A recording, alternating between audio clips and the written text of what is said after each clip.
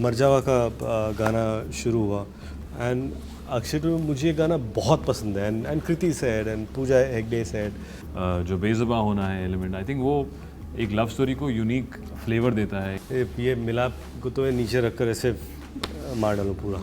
यही कोशिश रही कि भाई आई लाइन्स मैच करो ना, पता चलेगा कि मैं दीवार को बोल के डायलॉग्स बोल रहा हूँ। हमारे साथ हैं ऐसे हॉट एंड टैलेंटेड गेस्ट जिनके आने से आसपास का तापमान जो है वो बढ़ जाता है। जी हाँ, मैं बात कर रहा हूँ ऐसे लोगों की जिनके लिए आजकल सिर्फ दिल से ये निकल रहा है कि हाय मैं मर जाऊँ। अब तो आप समझ गए होंगे मैं किसकी बात कर रहा हूँ। मैं बात कर रहा हूँ टीम मरजावा की, यानी सिद्धार्थ मल्होत्रा, तारा सुतारिया और रितेश देशमुख की। फैंस की बात करें या दर्शक की बात करें, हर तरफ इसकी बात हो रही है और आप दोनों के डायलॉग्स की बात हो रही है और इनकी खूबसूरती की बात हो रही है।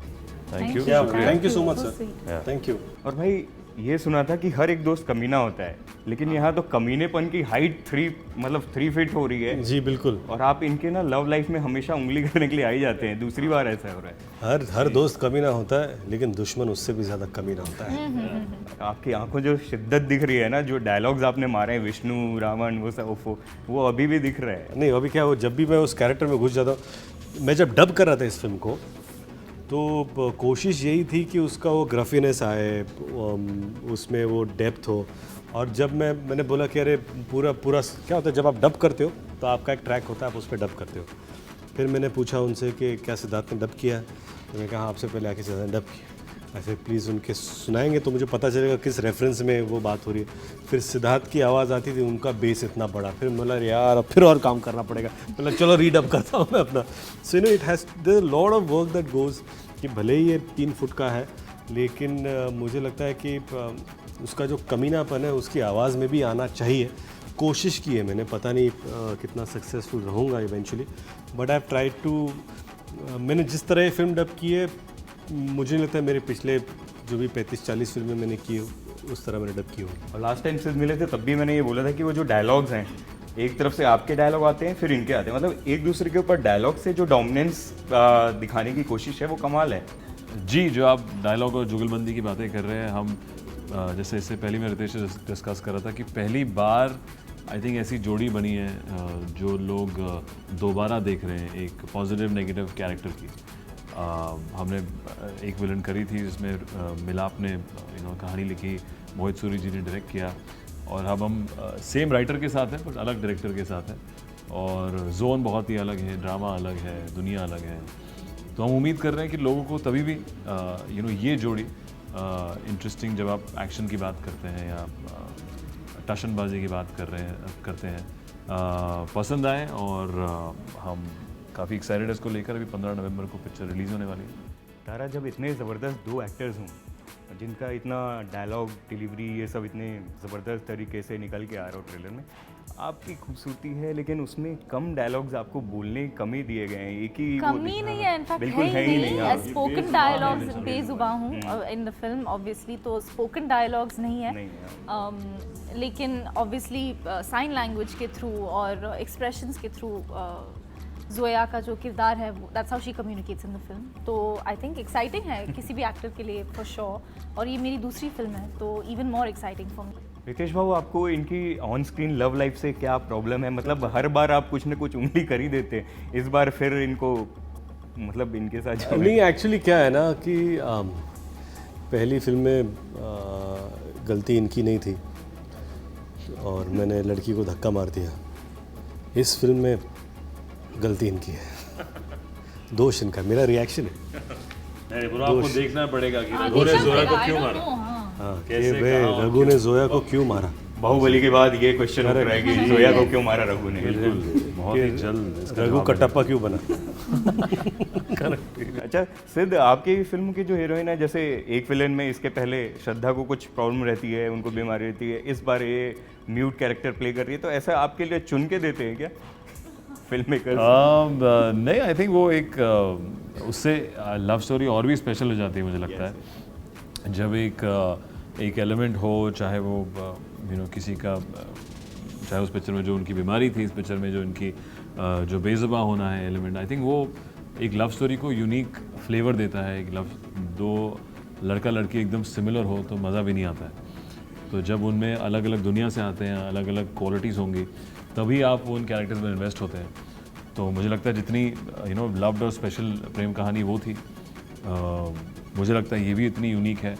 यहाँ पे जब आप पिक्चर देखेंगे तो अलग दिशा में जाती है ये लव स्टोरी। और आई थिंक बिकॉज ये बेजुबान है, ये ज़्यादा इनोसेंट है, ज़्यादा आई वुड से प्योर है इन दैट सेंस, बिकॉज यहाँ पे पैशन तक हम पहुँचते ही नहीं है पिक्चर। रितेश बाबू, आपने ये हाइट कम फाइट ज़्यादा वाला जो वर्टिकली चैलेंज जो कैरेक्टर निभाया है विष्णु का जी, तो शूट करने में कितनी प्रॉब्लम हो रही थी? क्योंकि जब ट्रेलर लॉन्च था तो आपने बताया भी था कि इनको मतलब ऐसे आपको फील करना पड़ रहा था कि जैसे ये सामने खड़े हैं और जी, आपको ऐसे देखना है। जी जी, नहीं क्या होता है कि बहुत बार मुश्किल यही थी कि हर शॉट हमें 5 बार देना पड़ा। और सबसे मुश्किल काम ये था कि जब इतने emotionally heavy lines, dramatic lines आप बोल रहे हो सामने, और 90% ऑफ द टाइम मैंने एक बार भी किसी भी एक्टर की आंखों में आंखें डाल के बात नहीं की, बिकॉज हमेशा आई लाइन्स अलग हुआ करती थी। और बहुत बार मैंने जो डायलॉग्स दिए हैं वो ग्रीन स्क्रीन को दिए हैं और अलग अलग टाइम पे। So it was a difficult shoot. और यही कोशिश रही कि भाई आई लाइन्स मैच करो, वरना पता चलेगा कि मैं दीवार को बोल के डायलॉग्स बोल रहा हूँ और सिद्धार्थ कहीं और देख रहे छत पर, तो ऐसा ना हो जाए।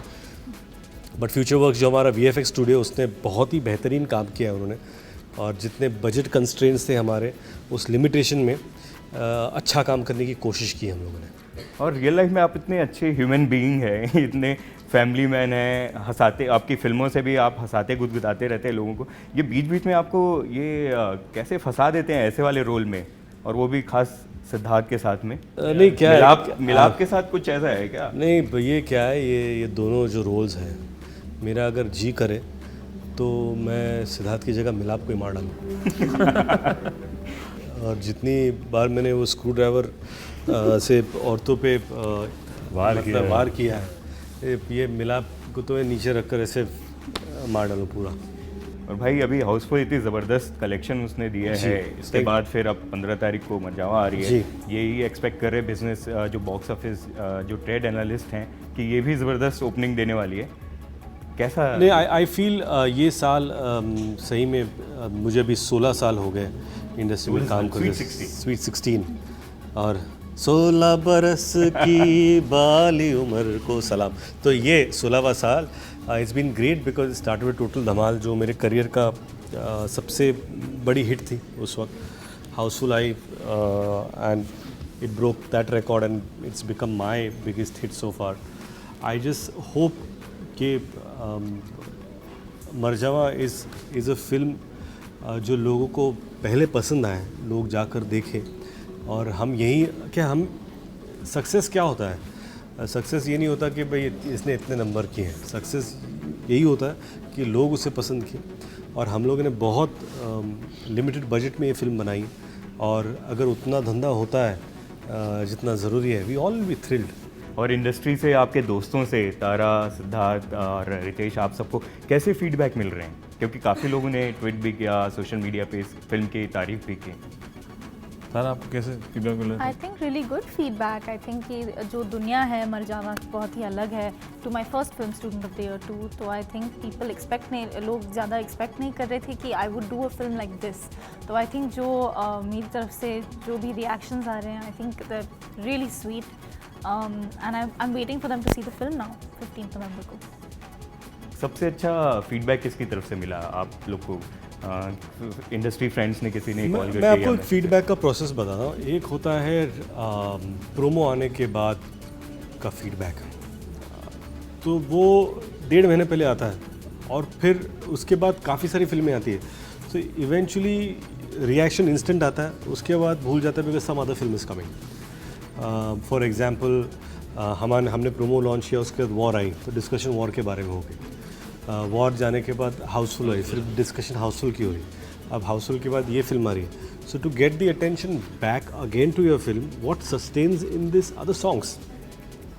ये सारे माहौल में अगर कोई एक चीज़ सस्टेन करती है तो गाने हैं, और गाने इतने अच्छे हैं और इतना अच्छा उसका फीडबैक है कि प्रोमो का फीडबैक तो अच्छा था ही, लेकिन आज अगर ट्रेड का ये मानना है कि शायद फिल्म ठीक ठाक है, अच्छी ओपनिंग लेगी, फिंगर्स क्रॉस्ड, वो इसलिए क्योंकि गाने बहुत पॉपुलर है, उनका वो फीडबैक है, लोग एंड दैट्स गाने का फीडबैक बहुत अच्छा। आई रिमेंबर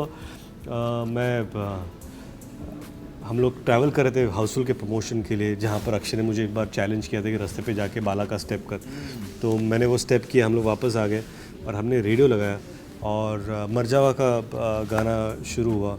एंड अक्षय तो मुझे ये गाना बहुत पसंद है, and Kriti said and Pooja Hegde said, Kriti Kharbanda, Kriti Sanon, Bobby, so we all knew कि ये गाना क्या इवेंचुअली हम लोग अपने अपने दिनों में बिजी होते हैं, पर उसमें भी लोगों ने गाना सुना फ्रॉम इंडस्ट्री। अगर आप पूछेंगे इंडस्ट्री से क्या रिएक्शन है, तो मुझे गानों का रिएक्शन बहुत अच्छा है। प्रोमो का तो पहले रिएक्शन अच्छा आया ही था, so that is my feedback because I was with Housefull promoting, so that was my industry reaction to you. I think अब बस हम सब बहुत ही ईगरली वेट कर रहे हैं कि लोग पूरी पिक्चर देखें और फिर इंशाल्लाह ये सिमिलर रिएक्शन आए और वहाँ से चीज़ें लोगों को समझ आए और हमारे कैरेक्टर के बारे में, कहानी के बारे में, और so looking forward to 15th November. Hi, this is Ritesh Deshmukh and you're watching us on Bollywood Now. Like, share and subscribe.